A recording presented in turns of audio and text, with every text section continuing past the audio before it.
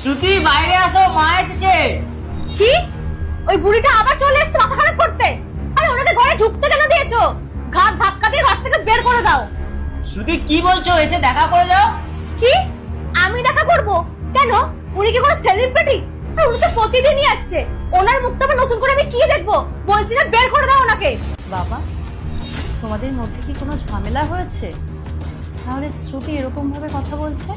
না মা, আমাদের মধ্যে তো কিছু হয়নি, আমি ওকে ডাকছি। আরে শ্রুতি আসো, মা বসে আছে তোমার জন্য। আরে উনি বসে আছে তো আমি কি করব? উনি কি মহারানী? আর ওনার কাছে আমি কি করতে যাব? বড়ের টাকাগুলো জমি জমি রাখছে আর ছেলের টাকাগুলো এখানে ধ্বংস করতে আসছে, গিলতে এসেছে এখানে।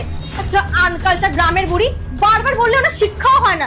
বলছি চলে যাও, তোর ঠ্যাটা মেরে বসেই আছে অসভ্য মহিলা একটা। আচ্ছা, সত্যি কি তোমাদের মধ্যে কিছু হয়নি? নাহলে শ্রুতি এরকম বাজেভাবে কথা বলছে? না মা, আমাদের মধ্যে কিছু হয়নি।